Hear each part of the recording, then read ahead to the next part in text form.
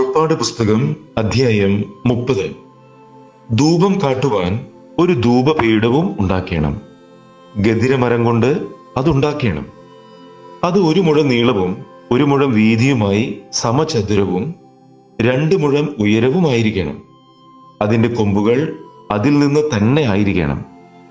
അതിൻ്റെ മേൽപ്പലകയും ചുറ്റും അതിൻ്റെ പാർശ്വങ്ങളും കൊമ്പുകളും ഇങ്ങനെ അത് മുഴുവനും തങ്കം കൊണ്ട് പൊതിയണം. അതിനു ചുറ്റും പൊന്നുകൊണ്ട് ഒരു വക്കും ഉണ്ടാക്കണം. ചുമക്കേണ്ടതിന് തണ്ട് ചെലുത്തുവാൻ അതിൻ്റെ വക്കിന് കീഴെ ഇരുപുറത്തും ഈ 2 പൊൻവളയവും ഉണ്ടാക്കണം.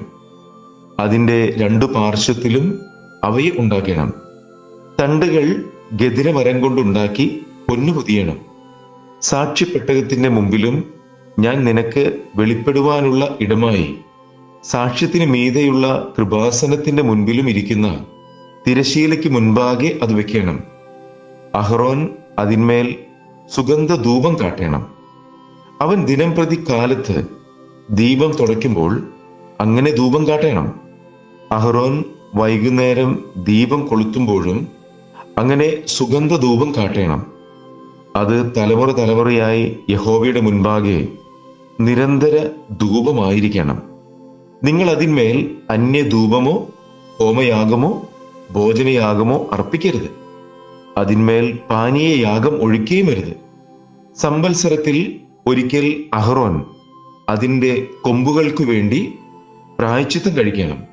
പ്രായശ്ചിത്തിനുള്ള പാപയാഗത്തിന്റെ രക്തം കൊണ്ട് അവൻ തലമുറ തലമുറയായി വർഷാന്തര പ്രായശ്ചിത്തം കഴിക്കണം. ഇത് യഹോവയ്ക്ക് അതിവിശുദ്ധം. യഹോവ പിന്നെയും മോശയോട് കൽപ്പിച്ചതെന്തെന്നാൽ, ഇസ്രായേൽ മക്കളുടെ ജനസംഖ്യ എടുക്കേണ്ടതിന് അവരെ എണ്ണുമ്പോൾ അവരുടെ മധ്യേ ബാധ ഉണ്ടാകാതിരിപ്പാൻ അവരിൽ ഓരോരുത്തൻ താന്താന്റെ ജീവന് വേണ്ടി യഹോവയ്ക്ക് വീണ്ടെടുപ്പ് വില കൊടുക്കണം. എണ്ണപ്പെടുന്നവരുടെ കൂട്ടത്തിൽ ഉൾപ്പെടുന്ന ഏവനും വിശുദ്ധ മന്ദിരത്തിലെ തൂക്കപ്രകാരം 1/2 ശേക്കൽ കൊടുക്കണം. ശേക്കേൽ എന്നത് 20 ഖേര. ആ 1/2 ശേക്കൽ യഹോവയ്ക്ക് വഴിപാടായിരിക്കണം. എണ്ണപ്പെടുന്നവരുടെ കൂട്ടത്തിൽ 20 വയസ്സും അതിന് മീതെയുള്ളവനുമെല്ലാം യഹോവയ്ക്ക് വഴിപാട് കൊടുക്കണം.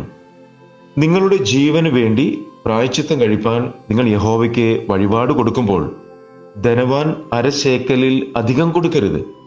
ദരിദ്രൻ കുറച്ചു കൊടുക്കുകയും അരുത്. ഈ പ്രായശ്ചിത്ത ദ്രവ്യം നീ ഇസ്രായേൽ മക്കളോട് വാങ്ങി സമാഗമന കൂടാരത്തിന്റെ ശുശ്രൂഷയ്ക്കായി കൊടുക്കണം. നിങ്ങളുടെ ജീവന് വേണ്ടി പ്രായശ്ചിത്തം കഴിക്കേണ്ടതിന് അത് യഹോവയുടെ മുൻപാകെ ഇസ്രായേൽ മക്കൾക്ക് വേണ്ടി ഒരു ജ്ഞാപകമായിരിക്കണം.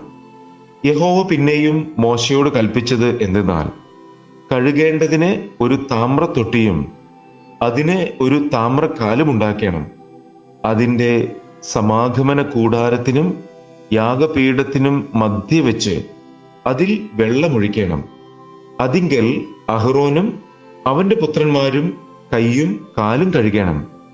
അവർ സമാഗമന കൂടാരത്തിൽ കടക്കുകയോ യഹോവയ്ക്ക് ദഹനയാഗം കഴിക്കേണ്ടതിന് യാഗപീഠത്തിങ്കൽ ശുശ്രൂഷിപ്പാൻ ചെല്ലുകയോ ചെയ്യുമ്പോൾ മരിക്കാതിരിക്കേണ്ടതിന് വെള്ളം കൊണ്ട് കഴുകണം. അവർ മരിക്കാതിരിക്കേണ്ടതിന് കൈയും കാലും കഴുകണം. അത് അവർക്ക് തലമുറ തലമുറയായി എന്നേക്കുമുള്ള ചട്ടമായിരിക്കണം. യഹോവ പിന്നെയും മോശയോട് കൽപ്പിച്ചതെന്തെന്നാൽ, മേത്തരമായ സുഗന്ധവർഗമായി വിശുദ്ധ മന്ദിരത്തിലെ തൂക്കപ്രകാരം 500 ശേക്കൽ അയഞ്ഞ മൂരും അതിൽ പാതി 250 ശേക്കൽ സുഗന്ധ ലവംഗവും 500 ശേക്കൽ വഴനത്തൊലിയും 1 ഹീൻ ഒലിവെണ്ണയും എടുത്ത് തൈലക്കാരന്റെ വിധിപ്രകാരം ചേർത്തുണ്ടാക്കിയ വിശുദ്ധമായ അഭിഷേക തൈലമാക്കണം. അത് വിശുദ്ധമായ അഭിഷേക തൈലമായിരിക്കണം. അതിനാൽ നീ സമാഗമന കൂടാരവും സാക്ഷ്യപ്പെട്ടകവും മേശയും അതിൻ്റെ ഉപകരണമൊക്കെയും നിലവിളക്കും അതിൻ്റെ ഉപകരണങ്ങളും ധൂപപീഠവും ഹോമയാഗപീഠവും അതിൻ്റെ ഉപകരണമൊക്കെയും തൊട്ടിയും അതിൻ്റെ കാലും അഭിഷേകം ചെയ്യണം. അവ അതിവിശുദ്ധമായിരിക്കേണ്ടതിന് അവയെ ശുദ്ധീകരിക്കണം. അവയെ തൊടുന്നവനൊക്കെയും വിശുദ്ധനായിരിക്കണം. അഹ്റോനെയും അവന്റെ പുത്രന്മാരെയും എനിക്ക് പുരോഹിത ശുശ്രൂഷ ചെയ്യേണ്ടതിന് നീ അഭിഷേകം ചെയ്ത് ശുദ്ധീകരിക്കണം. ഇസ്രായേൽ മക്കളോട് നീ പറയേണ്ടത് എന്തെന്നാൽ, ഇത് നിങ്ങളുടെ തലമുറകളിൽ എനിക്ക് വിശുദ്ധമായ അഭിഷേക തൈലമായിരിക്കണം. അത് മനുഷ്യന്റെ ദേഹത്തിന്മേൽ ഒഴിക്കരുത്. അതിൻ്റെ യോഗപ്രകാരം അതുപോലെയുള്ളത് നിങ്ങൾ ഉണ്ടാക്കുകയും വരുത്. അത് വിശുദ്ധമായിരിക്കണം. അത് നിങ്ങൾക്ക് വിശുദ്ധമായിരിക്കണം. അതുപോലെയുള്ള തൈലം ഉണ്ടാക്കുന്നവനെയും അതിൽ നിന്ന് അന്യന് കൊടുക്കുന്നവനെയും അവന്റെ ജനത്തിൽ നിന്ന് ഛേദിച്ചു കളയണം. യഹോവ പിന്നെയും മോശയോട് കൽപ്പിച്ചത് എന്തെന്നാൽ, നീ നറും പശ, ഗുൽഗുലു, ഹൽബാന പശ എന്നീ സുഗന്ധവർഗവും നിർമ്മല സാമ്പ്രാണിയും എടുക്കണം. എല്ലാം ഒരുപോലെ തൂക്കമായിരിക്കണം. അതിൽ ഉപ്പ് ചേർത്ത് തൈലക്കാരന്റെ വിദ്യപ്രകാരം നിർമ്മലവും വിശുദ്ധവുമായ ധൂപവർഗമാക്കണം. നീ അതിൽ ഏതാനും ഇടിച്ചു പൊടിയാക്കി ഞാൻ നിനക്ക് വെളിപ്പെടുവാനുള്ള സമാഗമന കൂടാരത്തിലെ സാക്ഷ്യത്തിന് മുൻപാകെ വെക്കണം. അത് നിങ്ങൾക്ക് അതിവിശുദ്ധമായിരിക്കണം. ഈ ഉണ്ടാക്കുന്ന ധൂപവർഗത്തിന്റെ യോഗത്തിനൊത്തതായി നിങ്ങൾക്ക് ഉണ്ടാക്കരുത്. അത് യഹോവയ്ക്ക് വിശുദ്ധമായിരിക്കണം. മണക്കേണ്ടതിന് അതുപോലെയുള്ളത് ആരെങ്കിലും ഉണ്ടാക്കിയാൽ അവനെ അവന്റെ ജനത്തിൽ നിന്ന് ഛേദിച്ചു കളയണം.